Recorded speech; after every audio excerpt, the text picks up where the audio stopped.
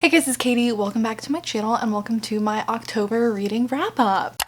I don't know why I've gotten the habit of saying it like that. I'm always like, wrap up, TBR. Like, I'm surprised. But yeah, I have 8 books to talk about today. October wasn't my strongest month. I had good intentions, but a million different things kind of conspired against me. For one thing, I didn't vibe with a lot of the books that I tried to read this month, and so that kind of just made me not in the mood to read. We have Preptober going on for NaNoWriMo next month. Big priority. I'm in the middle of like a moving kind of process and getting approved for a mortgage and like all of that nonsense stuff that adults do that I don't like. And then also, you know, working 4 jobs can sometimes also be a pain. But it's fine. We're not going to talk about any of that today. We're just going to talk about the books that I read this month. So the reason why I say 5/8, I have freelance services. I do beta reading and editing. I had 3 books for freelance clients that I did this month, which takes up more time than just like regularly reading. So I think it makes sense that I would read less for fun in a month like that. And then I read 5 books for fun. And I know I've had some people ask me to talk about the books that I beta read and stuff like that.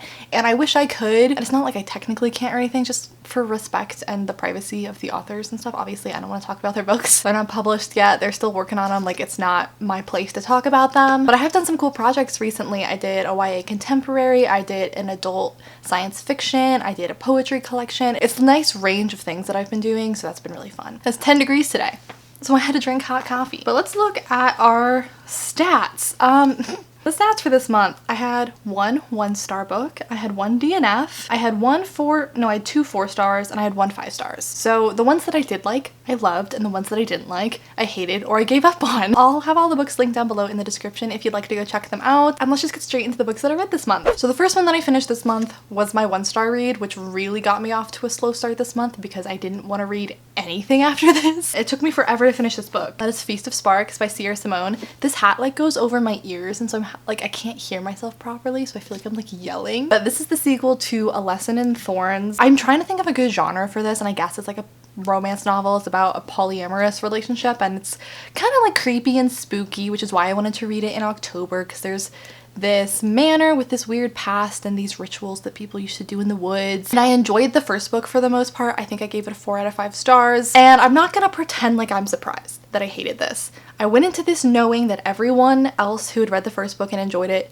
hated this sequel. And it was my curiosity that made me pick it up. I wanted to see why everyone hated this, but more specifically, I wanted to see why people who loved the first book hated the sequel so much, because that seemed like such a drastic switch of opinion, and I was like, how bad can it possibly be to make people hate it that much? And I think everyone will tell you that the ending is the worst part of this book, which is also what pushed me through this book, because this is really slow and really boring and it took me forever to read it, but I kept pushing through because I was like, I need to know how bad the ending is. I need to know why everyone hates the ending. And obviously I can't sit here and tell you why the ending was so bad because I'll spoil everyone, but I can confirm it was awful. But that's not the only reason I gave this book a 1 out of 5 star. I talked about this in the reading vlog I was filming at the time. If the ending was the only issue, I feel like I wouldn't hate the book. I would have just been disappointed with the ending, but there were so many other issues leading up to it that just overall, I don't know how long she spent on this book, because I'm pretty sure these are self-published as well. So I don't know if the first book was really successful and so then she wanted to like quickly churn out the second book and ride that high or what. But the book feels underdeveloped, rushed, needed more edits because it's so slow moving. There's so much of this that could have been streamlined and cut out. There's so much of this that was not ready to be published. And then the ending is just full of like cheap tricks and things that just made me really uncomfortable, especially because I saw the twist coming, and so I was uncomfortable throughout the entire book, like bracing myself for it to happen, and it just made it so much more uncomfortable to read. But yeah, totally do not read this book if you do not like graphic sex scenes, because it's like all this book is basically. This book is very smutty and like kinky smutty also, which isn't like a problem or anything, but I'm like hearing myself say these things, and this is just never a sentence I thought I would say, but the orgy in this book was much more troubling than the one in the first one. There's just stuff that went down that just, it wasn't okay, honestly, and it just made me annoyed at the author because it felt like she was doing it for shock factor, and I was just like, are you serious? Yeah, it was boring, it was slow. It wasn't well edited. The ending is disturbing and gross, and I just wasn't having it. And anything that I liked about the characters in the first book, they like didn't have in the second book. It was like their personalities just kind of hollowed out to what was convenient for the plot. Overall, I would recommend a pass on this one. I wouldn't even recommend reading it like for the reasons that I did, just to see how bad the ending was. I really don't think it's worth your time. Honestly, you could probably just skip to the last couple of chapters and read the ending if you were that curious. You won't be confused if you read the first book. So yeah, probably my least favorite book that I've read so far this year, honestly. I really disliked this. Okay, so the second book that I have to talk about, much more lighthearted, was Tunnel of Bones by Victoria Schwab. This is also a sequel, but this is a middle grade series, and this is the sequel to City of Ghosts. And I ended up giving this one a 4 out of 5 stars. I liked it, didn't love it. Like, it was cute. Like, I think this is getting adapted into something, and I would totally watch that. But I've just found that, I don't know, I have a hard time really connecting to middle grade and really loving them as much as I do with like young adult or adult books. So I loved this for what it was, and honestly my issues with it aren't problems with the book, it's just my problems with middle grade in general. But yeah, it was cute. It follows Cassidy. She can see ghosts, and her parents run this like reality TV show which is like ghost hunters, and they go to visit all of these historically haunted sites. It's a really cool book if you like traveling and history and stuff, because they're going to these different historical landmarks that are supposedly haunted. The first book is in Scotland, the second one is in Paris, and Cassidy's best friend is a ghost, and no one really believes her that she can see ghosts, which is kind of ironic because that's like what her parents do. What did I do with my coffee? But yeah, I enjoyed this for what it was. Super fast to listen to on audiobook. It definitely reminds me of the like Disney Channel Halloween movies and stuff, so it was perfect to read this time of year. But as you can probably tell, I don't really have many thoughts on it. I don't really have that much to say. It didn't really stick out to me. I'm not gonna remember much about it a month from now, but it was a cute book, and it was a nice way to segue out of that first book that I really didn't like, and I just needed something fast and lighthearted to get me back into reading. The book that I read after that was my 5-star read of the month, and I absolutely loved this, and that was The Turn of the Key by Ruth Ware. This is an adult thriller, and this book was so good. Like, I want to read it again. It was so good. So this book is about a live-in nanny who's working for this family at this fancy manor in the Scottish Highlands. It's kind of in the middle of nowhere. And they've renovated this house to be a smart house. So everything in the house can be controlled by an app, and there's cameras everywhere. And we start the book with our main character writing a letter to an attorney from prison, like begging him to hear her out because she's been struggling to explain what really happened because one of the kids that she was in charge of nannying ended up dead. So we're going back and forth between her writing this letter and trying to explain what happened, and basically we're like, through her explaining it, we're like seeing it happen for the first time. And like I said, I give this a 5 out of 5 stars. This was so good. Definitely gauge your expectations going into it though, because I expected something different than what I got, considering it's a thriller and everyone said it was really creepy and spooky, and it is creepy. I do think that's one of its biggest strengths is the atmosphere it has going for it. It's sort of like a slow build horror movie, like you're waiting to see what's gonna happen but you don't really know what's gonna happen, but it's not outwardly scary, and it's not very fast paced considering it's a thriller. Like, you're really following her along on her day-to-day life nannying these kids, and every once in a while something weird will happen and you start to put the pieces together. So it's a slow build, but there's enough intrigue and mystery that it never felt like a slow book. It's just slower paced, if that makes sense. And the ending is 100% my favorite thing about this book. I don't have the physical copy, and I was just listening to the audiobook, and I swear for the entire last hour of the audiobook, I was just sitting on my bed right there, just like staring into space. Like, I couldn't move because all of these crazy things kept happening like one after the other, and I was just like, oh my god, oh my god.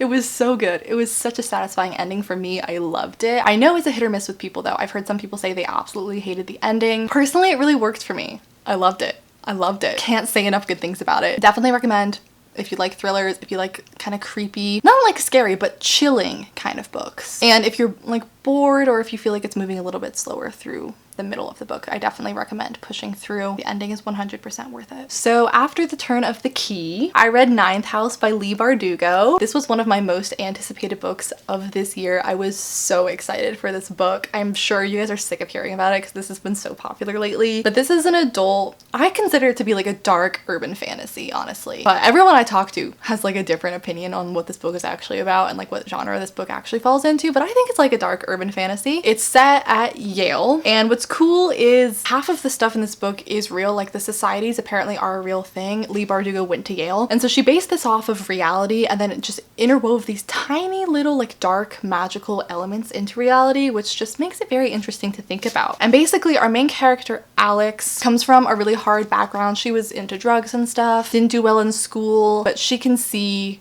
the Greys, which are basically ghosts. And this is very appealing to one of the societies at Yale, so they basically just pick her up and get her into Yale so that she can work for this society. And so I don't really know how to explain the societies. At first I thought they were going to be sort of like sorority, fraternity kind of deals, and I guess they sort of are. But basically they're these secret groups on campus that have very powerful alumni, and funding is like a really, really big thing. Like the school relies on the funding that comes from those very wealthy alumni and stuff. And these different societies sort of have like different focuses, like different magical practices, and they all do these like rituals and stuff that like help people in the stock market and like weird things like that. And Alex is a part of the 9th house, which is basically in charge of keeping the rest of the societies in check, because before that they were like killing innocent people for the rituals and stuff like that. So I gave this book a 4 out of 5 stars. I did really like it. It's the first book in a series. I know there's 2 planned, but Leigh Bardugo has said she wants to write 5, so I would read all 5 if she does 5, just because I'm so fascinated by this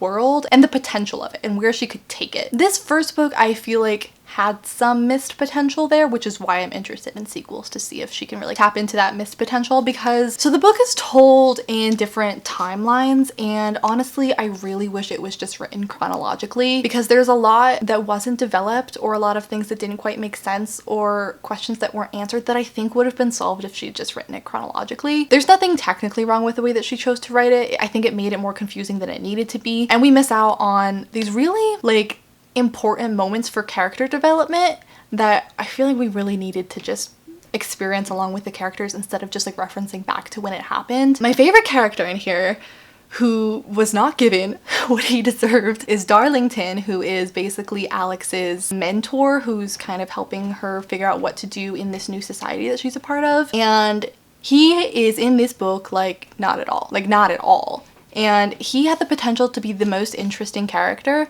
but we never see him. He's never fully developed. And I was just like, it was like just out of reach. I was like, come on, I want to love you. Just give me a little bit more. And I felt like we never got to know him as much as I wanted to. It is a slower moving book. There's a lot of like world building. There's a lot of mystery that you have to learn about. So again, don't go into this one expecting it to be fast paced, but overall I still really, really enjoyed it, just because I was so interested in learning more about what was going on and how all of these societies like functioned and everything. There's also a bit of a murder mystery in this book going on. I found that the least compelling part of the book, honestly. Yeah, overall I would still recommend it. I gave it a 4 out of 5 stars. I'm gonna read the second book. I read like the first half of this physically, and then I picked up the audiobook for the second half, and the audiobook made it feel a lot shorter and a lot faster. Like I got through the second half so much faster than I got through the first half. So if you're struggling with this, I would totally recommend the audiobook. But yeah, I'm not a huge Leigh Bardugo fan. Like I've read the Grisha trilogy and I've read Six of Crows and Crooked Kingdom. Liked them, didn't love them. So this is definitely my favorite of hers so far. And then the last book that I have to talk about in this video, I debated whether I should even talk about it, is House of Salt and Sorrows by Erin A. Craig. I made it about halfway through this one before I DNF'd it, and I'm tentatively saying I DNF'd it because I think I might go back to it maybe after the craziness of November dies down. But this is like a gothic retelling of the 12 Dancing Princesses. I'm not familiar with the original story, so I'm not sure if maybe knowing the story would make you enjoy this retelling more. But basically there's 12 sisters and they're all dying off in weird ways, so everyone thinks this family is cursed, and they're in this gigantic manor by the sea. And basically our main character starts to suspect that the latest death of one of her sisters wasn't an accident and someone killed her, and now she wants to prove it. And I really can't speak too much about this book because obviously I didn't finish it. The only reason why I'm saying I'm hesitant about DNFing it is because everyone loves the ending for this book. Like I've just heard rave reviews about the ending and how amazing the ending is, and I have heard people say that the middle part is slow, so I definitely set it down in the slow part. But I really just completely lost interest in this book, and I was even listening to the audiobook. Like it's hard for me to DNF an audiobook because I can get through those pretty much no matter how bad the book is. And this one, it's not bad. It's like well written, it's very atmospheric, it's very spooky, but I just could not have cared less about any of these characters. Like I just did not care. So I was just bored. This feels very like the Barbie movies mixed with like The Selection. There's these really long descriptions of the dresses and the shoes, and I'm just like, I don't care. So I had a hard time with this one. Maybe I just wasn't in the right mood for it, but considering I made it halfway through the book and I still didn't care about any of the characters, like how much more patience can you really expect me to have? So for now, we're setting it down. We might go back to it, but for now, I'm done. So yeah, this wrap up is going to be much shorter than usual because those are all the books that I read in October. Yeah, if you've read any of these books, I would love to hear your thoughts down below in the comments. I'm always interested to hear your guys' opinions, or let me know what your favorite book that you read in October was. Mine was 100% The Turn of the Key. Loved it. If you take anything away from this video, please go read it. It was so good. And yeah, I'll have everything linked down below in the description if you want to go check it out, like the books that I talked about. I think my TBR for November is already up if you want to check that out. Instagram, freelance services, everything's down there. But other than that, if you're new here, I would love it if you would stick around and subscribe. I put up at least 2 new videos every single week. If you like this video, I'd appreciate it if you'd give it a thumbs up because it helps out my channel. But other than that, I think I'll just see you guys in my next video very, very soon. Bye. So hit me.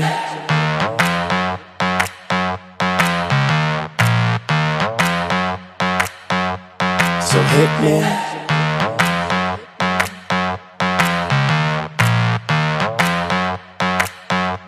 So hit me. First a confession. With you, I feel a connection. With